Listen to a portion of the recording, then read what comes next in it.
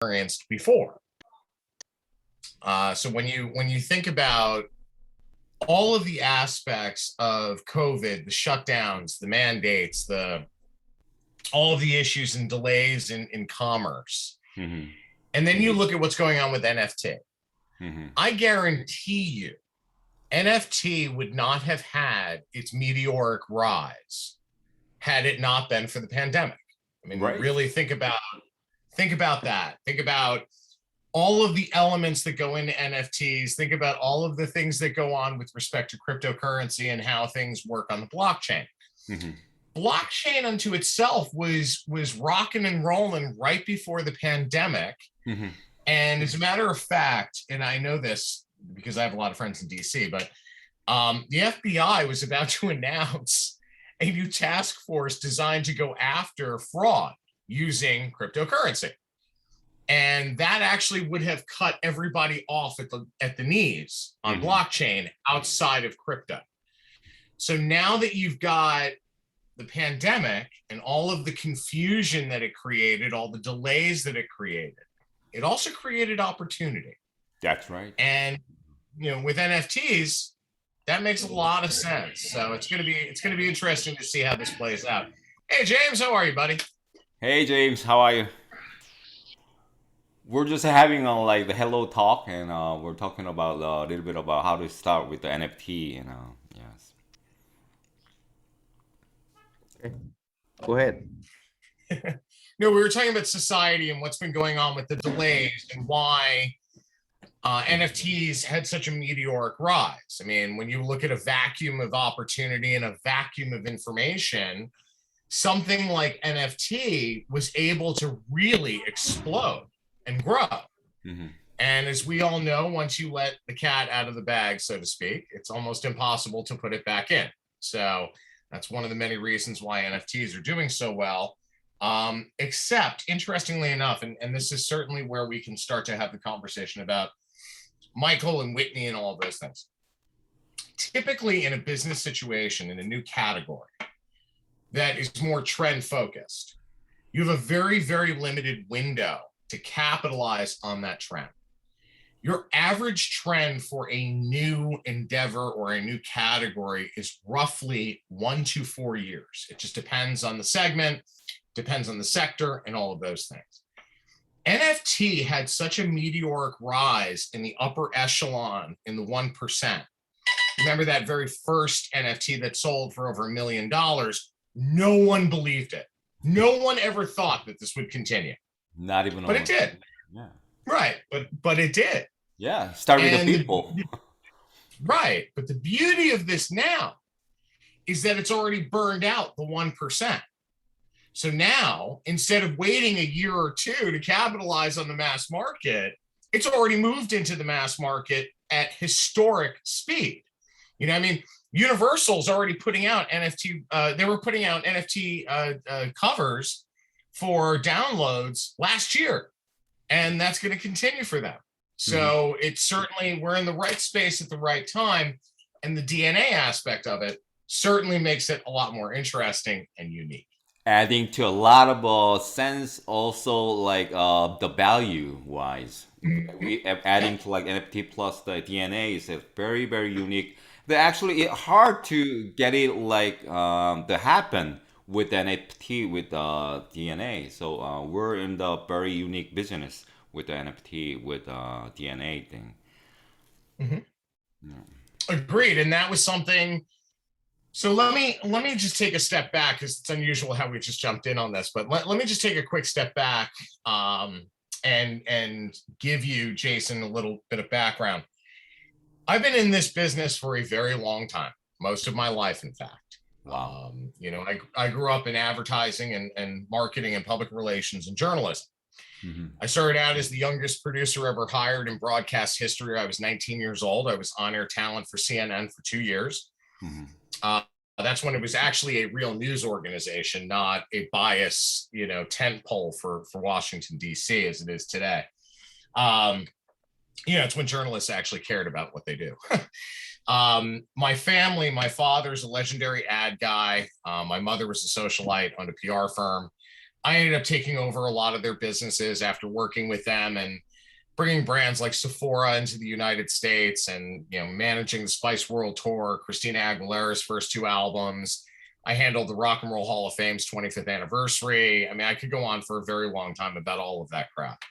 My point to you is I have an enormous amount of contacts, an enormous amount of reach in the segments that you're looking in, which is why James asked me about this. And thinking about, I mean, look, I knew Michael. I knew him well. I was there the day that his hair lit on fire on the set for the Pepsi commercial. As a matter of fact, there was a gentleman by the name of Jay Coleman. Jay was the guy who set up the Pepsi Michael Jackson relationship. And he was a friend of my mom and dad's. And I'd known Jay for a very long time. He's actually the reason why I ended up managing the Rock Hall's 25th for them from a marketing and a ticket perspective. So I've been in this business for a long time. I know where all the dead bodies are. I know where all the skeletons are, and I know how to get things through. I mean, I've already spoken to 4 or 5 people on the Jackson estate side. I've already spoken to 2 people on the Whitney side. As a matter of fact, I was actually at Clive Davis's house for his party when we found out that Whitney had died for the Grammys that weekend. I mean, it was like, I couldn't even believe it. I'm standing literally right next to Clive Davis, and an assistant comes up and says, oh my God, Whitney was just found dead in a bathtub. And my first question was, why didn't she share the drugs on her way out? The whole room lit up laughing so hard. It's a terrible thing to say, but you get the point. At that time, it was, it made sense. So I've already spoken to a lot of the folks on both sides of this equation. What I now need to do is send them a 1-page document. After I haven't gotten the NDAs back. I'm waiting for that, which I should have today at some point or tomorrow. The second I get it back, this is in draft mode now. I have not completed it yet because I've just been stacked in 911s today. But I'm writing a 1-page document about, and it's all bullet point, NFTs, what's going on from a volumetrics perspective. Certainly the categories that NFTs has been so applicable in the last year. So that would be art, that would be commercial retail promotion, as well as music promotion for downloadable content. So all of those things coming together in a 1-sheet explanation is going to go to a gentleman that James had asked me about named Joseph Branca. Joe Branca is the head of the Michael Jackson estate. And I have spoken with him briefly, his assistant anyway, I spoke to briefly. She makes a lot of decisions for him. So I'm just waiting for them to get back to me with the NDA.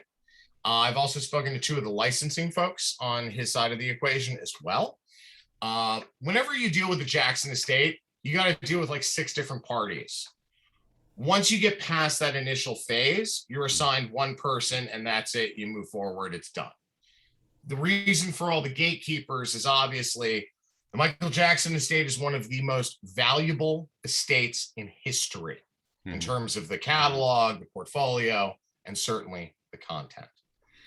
Whitney's gatekeepers are not as problematic, let's just say.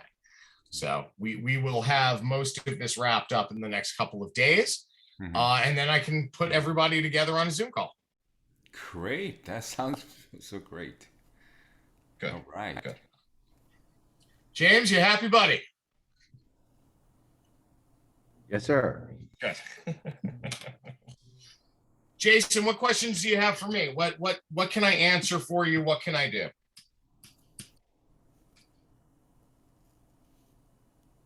Oh, your mic is on mute. Got to unmute the mic, James. Oh, so the SB is asking you. Yeah, Jason. Do you have any question? No. Jason, you have a question? Do you have any question to the SB? Okay. He explained the how we get this delayed and how we go forward. So Okay. So SP, can I call you SP? Sean. By all means. Yeah. SP, by all means, please. So, Joe Braca, you named that Joe Braca. He's the one of the executive in Jackson Estate, right? Correct. He is the executive of the Jackson Okay. Estate. Okay. Can we possibly like you said they're gonna draw some the drafting whatever the contract or we're doing the NFT with the Jackson family. How long we expect to get them back? How long is it going to take to get to an agreement with them? Is that what you're Yeah, asking? a certain like a concrete agreement. Look, I launched National Geographic licensing and I managed Disney's licensing for about 5 years. So I can tell you, every contract is different. When you get into more complicated agreements, they tend to be accelerated because there are things that people need to look a little more deeply at, and it's not just something they're rubber stamping. Okay.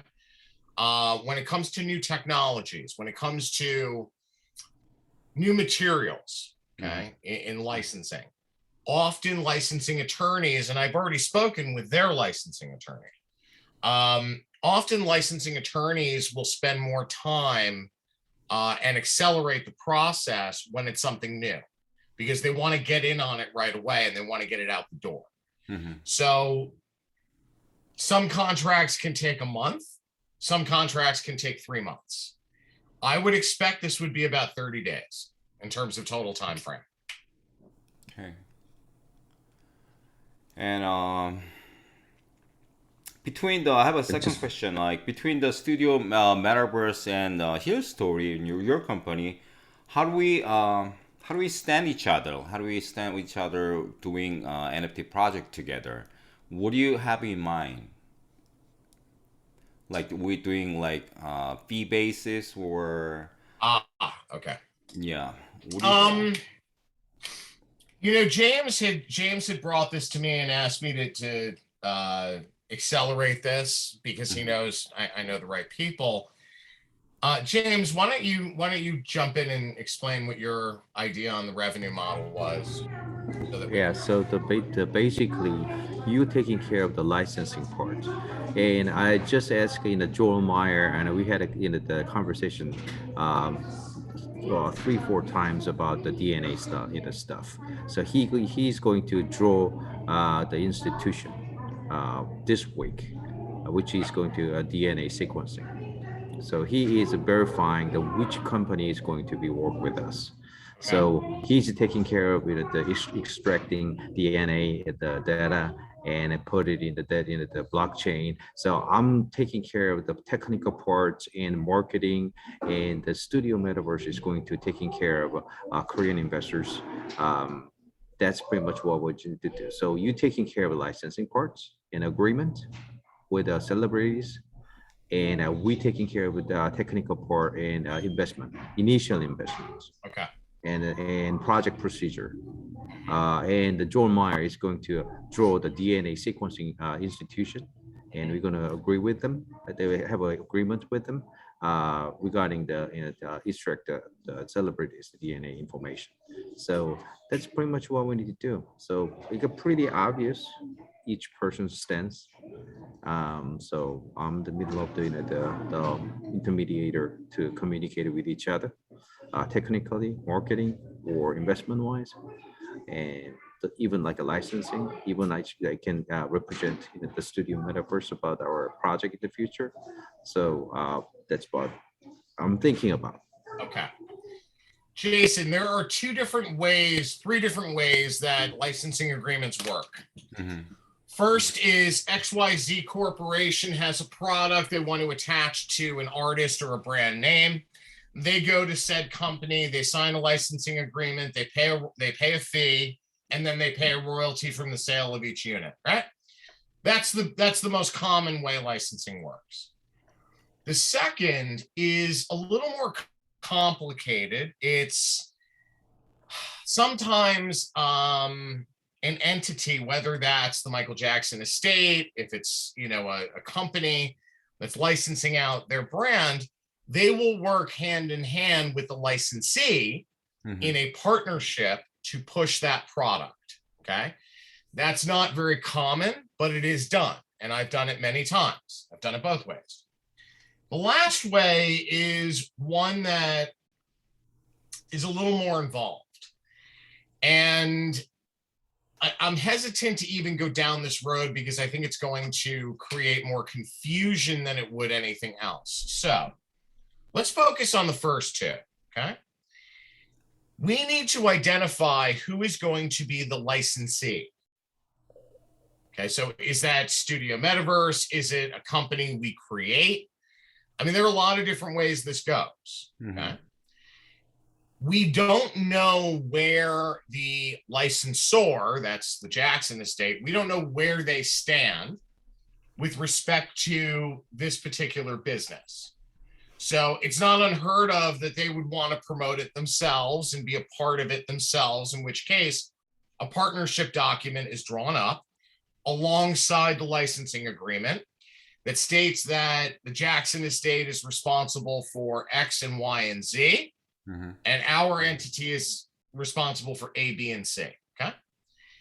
I'm going to guess the most common route is going to be the way that they're going to go, that whether it's Studio Metaverse or whoever is the licensee, and we need to put the money behind that in order to promote the license and what we're doing and all of those things.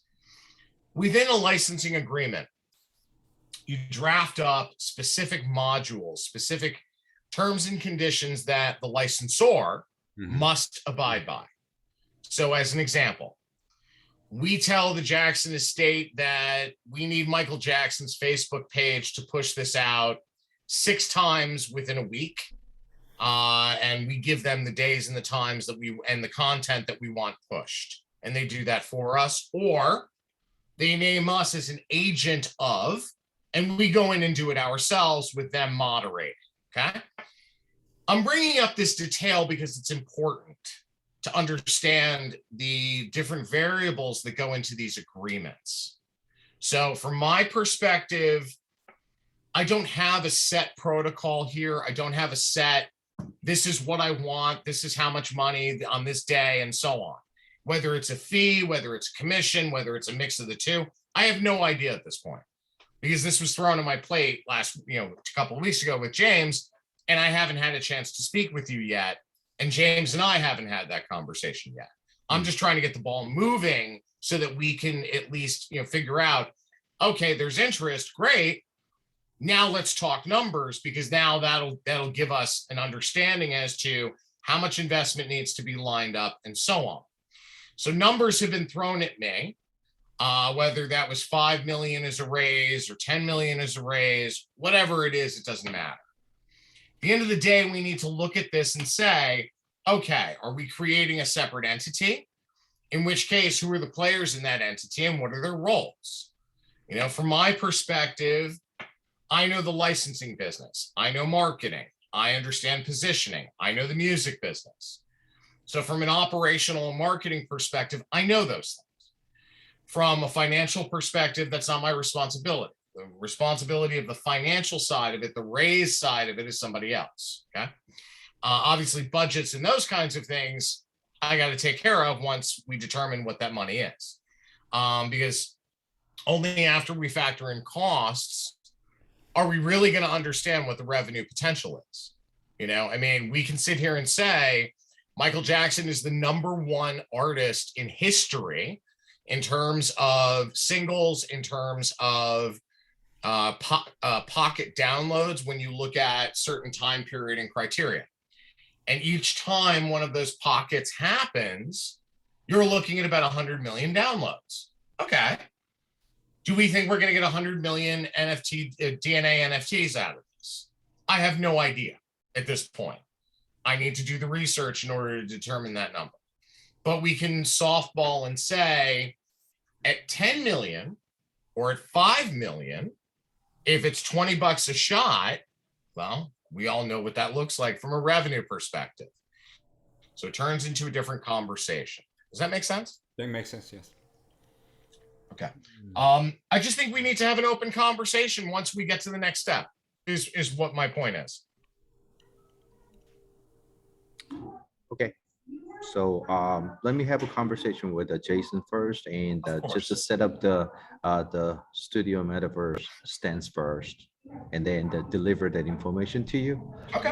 But the most important thing is how the Jackson, the estate, whatever the organization is thinking about our project. So it's only one project first. We don't know what's going to happen after that, but the only one project is going to hit the market, and then we can do something more and very severe job after that. That's what we're thinking about. So the most likely we need to concentrate on the Jacksons, the parts first. Uh, just need what they need, what methodology they want, Mhm. uh, and anything is confirmed, we can go from there. We are pretty much open to accept everything about the project. If Okay. we can even accept it with that, it's going to be not a like a, difficult for us to deal with every Sure. single the obstacles. So we need to know about what they're thinking, and at this time, once we just set up the one project first with them, Mhm. and they accept that, and they just give us their condition and those kind of information in writing basis, and we can show our investors, and we got this, and we can set up the joint venture, we can set up our individual activities, or any types of methodology is going to be affected by that. So I think the most important thing is what we need to do is getting the paper basis uh, condition from them. Okay. I can tell you licensing fees right now are in a weird place. On something like Michael Jackson, you're probably talking about a $200,000 fee, if I had to Mhm, guess, maybe mhm, 250. mhm, It could be as high as 1 million at this point. It's mhm, all going to depend mhm. on what they have in the pipeline that they see that Correct. brings value That's right. to their portfolio. So if they have something in the pipeline that's going to Mhm, drive up the value, mhm. then it's incredibly likely it's going to be more expensive. Correct. Now, that also means typically when you spend more on the fee, the Mhm. royalty is less. That's right. Okay, typical. Mhm. So I would say that by the middle of next week, we'll have that paperwork and we'll know all the costs, Right. and we'll be able to turn that over to investors. So, Fantastic. okay. Mhm. Great. What other All right. questions do we have? How else can I help you? Okay, I got that idea. So when I talk to the Korean investor, they need to some kind of numbers, and they can prepare whatever the investment they're coming from the Korea. So we Okay. need to have some kind of agreement, like Or park. James Yes. told to us that we So need to draw how some much kind of money? How much money initially we need to put it in? That's we need a certain type of ballpark information about this. The estimate number. We'll have that within the week and a half That's right. period. Yeah. Hmm. after that, we need to have some kind of in writing agreement that with the Jackson Estate when doing the like even though it's That's a what I'm general trying to contract pursue. with Yeah. regard doing the NFT with Mhm. using your DNA, sort of like we need to have some kind of in agreement in writing to get that Of money from course. the Korea investors.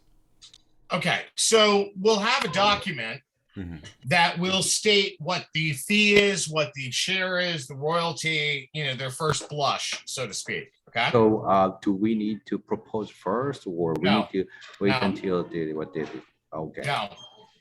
Look, guys, if we were Procter and Gamble, we could go in and say, "Fuck you." We spend $1 billion a year on advertising, and this is what the fee is going to be, and this is what I'm willing to pay. Okay. We're not those guys, unfortunately, as much as I wish Okay. we were. And I mean, I know the CMO of P&G. He's a great guy, Okay. Mark Pritchard. He's a Okay. sweetheart. But at the end of the day, there's not a shot in hell you're going to walk in to Michael Jackson's estate and say, "Yeah, I don't think I'm going to pay $250,000. I'll pay 100,000. We'll give you 5% on the back end."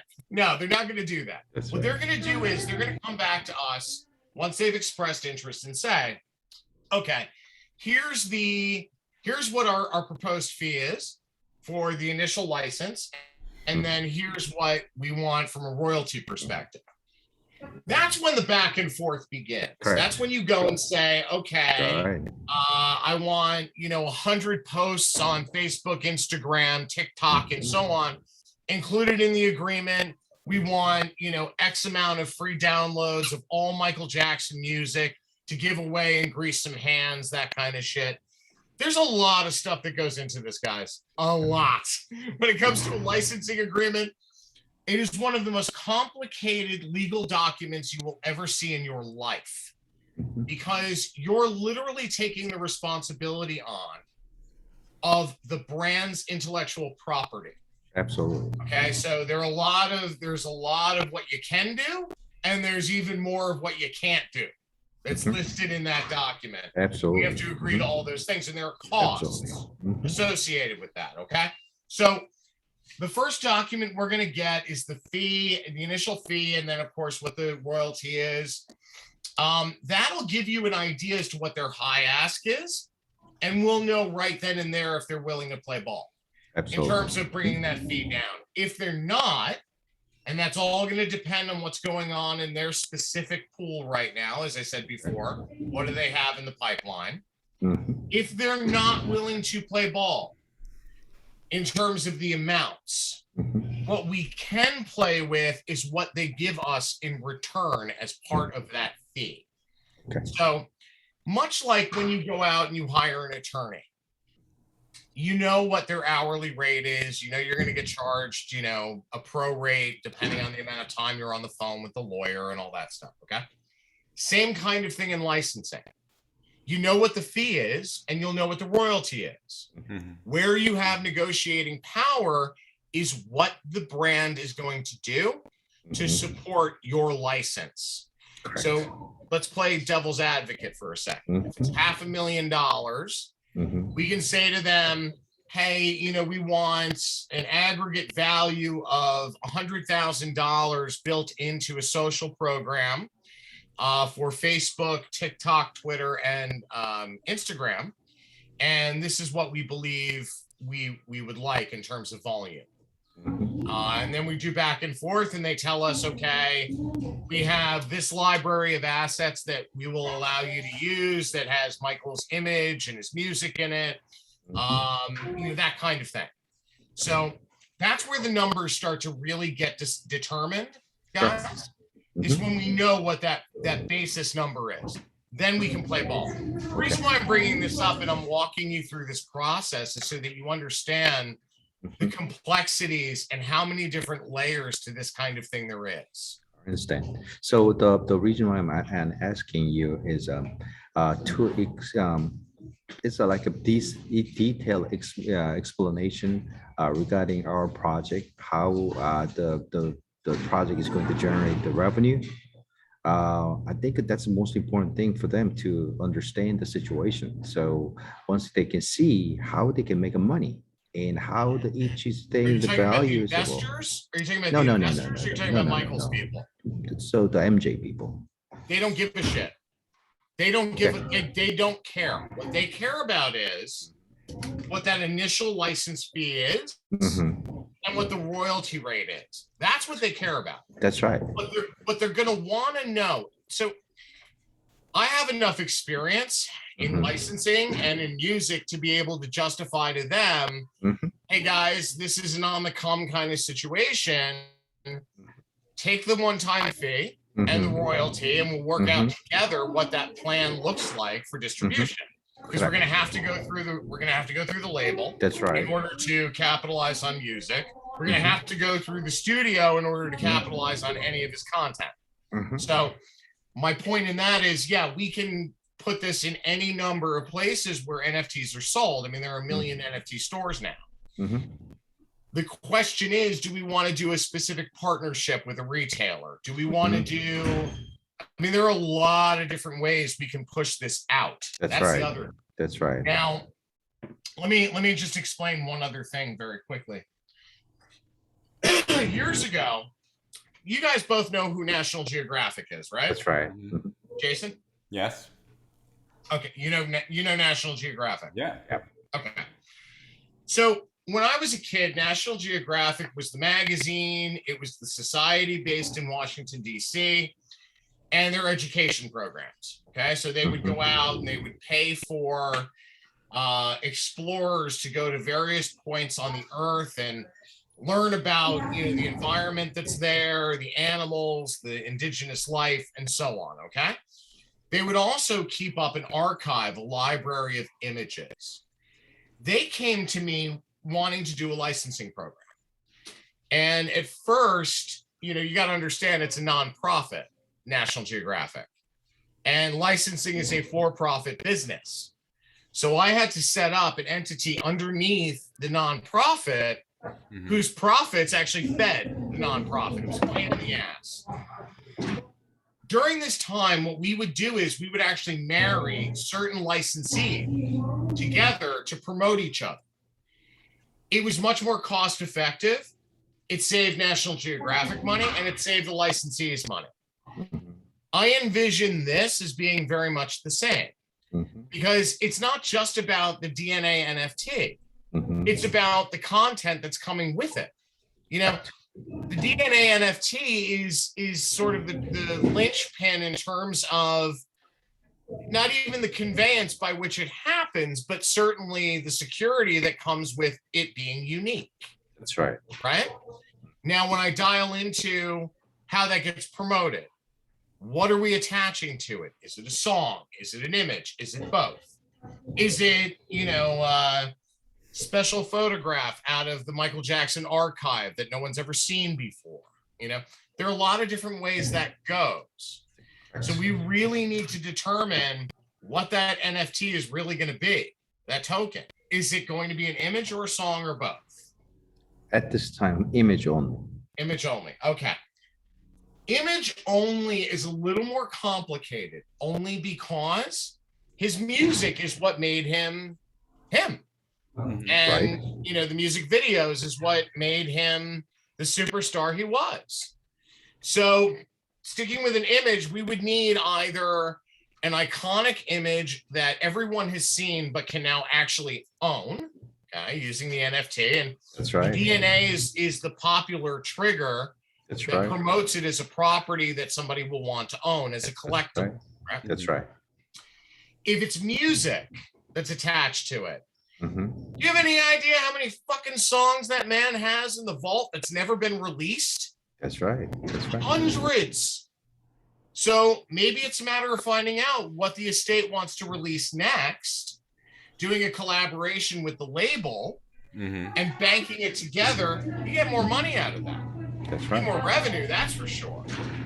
So this is a very, very big moving target that's going to need to be determined very quickly once we generate the interest we're looking for. Correct. Okay? So the reason I'm just focusing on the image only at this time is once the music is involved, so many different styles of approaches needs to be done.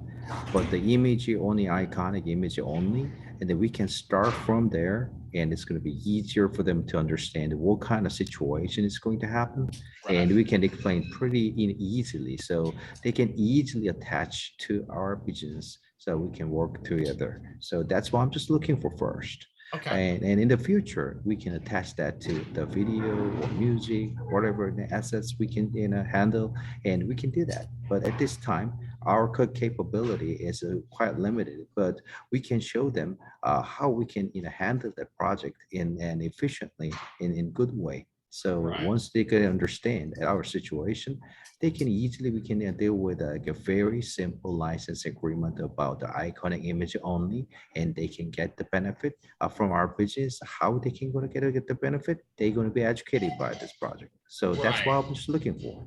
So we don't need to educate them first a lot. At this time, we just show them very simple, straightforward project information first. which is a really in detailed information inside so that they can understand well with a certain type of very simple image project only, right? Right. And then they're going to understand, oh, this is going to be exploded in the future with this way. They can explode themselves with somebody else. We don't care. So only we just need to show them though how we can show them how we can handle this thing.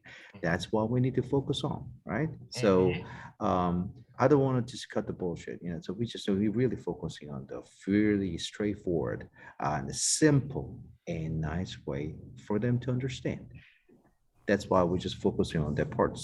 Okay. So I think this is the best way, Jason and me, and just prepare for the business, get executive summary of business, right? And just deliver the information to you as soon as possible. You review that, and then just let us know what is missing, what is need to be, the added up, or what is good, or it just give me your opinion and just give Okay. me your feedback, and we just finalize that the business summary and deliver that information to them, Mhm. so then they can we can draw their interest first more, and then based on that information we just have a simple contract on that project only first. Mhm. So that's why we need to go. That's I think we need to do that right now.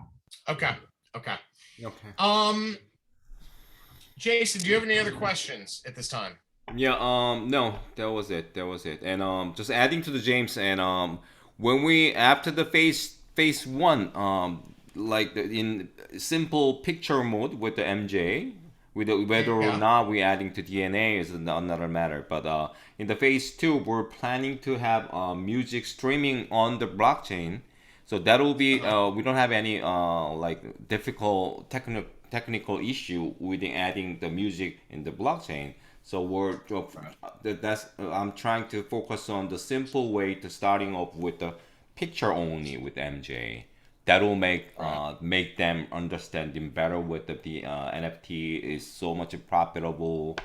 Yeah, let them taste it. Yeah, of Yeah. course. Of Yeah, course. so taste is very important. The simple taste is going to give them like a real nice feedback. And Right. once it's they get the nice feedback, they need to think about that. And even like a licensing issue on the the music and the videos and those kind of thing. And there's a big guy, Sony is watching over that. Even like they have a capability to do so many things all at the same time because they just are operating even metaverse with their the game systems. So we cannot compete with them. Basically, basically they have everything. At this time, only thing is we need to hit the market first with a nice project. That's what we Okay. need to do, and then we can go to the next step with the next opportunity. Okay. Okay. I just did a very quick down and dirty Google search to see where the estate is on NFTs, and frankly, they're nowhere right now. There are a few other players who have put up Michael Jackson NFTs. As a matter of fact, Michael was actually an artist. I don't know if you That's guys right. knew that. Uh-huh. Yes. The gentleman who he bequeathed his entire personal collection to has already converted them to NFTs. Mhm. His pencil drawings, his wax drawings, all of that has already been converted. So that's not abnormal. That's normal. But from a official perspective, the image of him laying on his side that's on the cover of the the original Michael Jackson solo debut, Correct. cover of the Thriller album, That's right. the image of him with the iconic with the hat and the glove, That's right. Yeah. Huh? or the Yeah. image of him moonwalking for the first time, That's right. during the Motown Awards. That's I right. mean, I was there. I saw it. It was unreal. I mean, I saw it in person. It was like, holy crap. But I can tell you none of those have been NFT'd yet. So we've got some wiggle room here. That's right. I need to press the 911 button with a couple of people and get them to move a little faster. Okay. So I will begin doing that tomorrow because it's Okay. 5 o'clock now, and I know one person who's involved is not in his office today. So we will be able to move this forward quickly, and I'll have more news tomorrow. Just as an FYI, I will be out of pocket tomorrow from 3 o'clock until about midday Wednesday. Okay. If anybody needs me. Okay. Okay. Great. Any other questions, gentlemen? Thank you. Right. Great. Yeah. Let's get this done. Let's move it forward and see how we can push this together. All right. Okay. Fantastic. Thanks Thank for your you. time, gentlemen. Thank you for your time, gentlemen. I appreciate it. Thank you. Bye-bye. Have a good one. Mhm.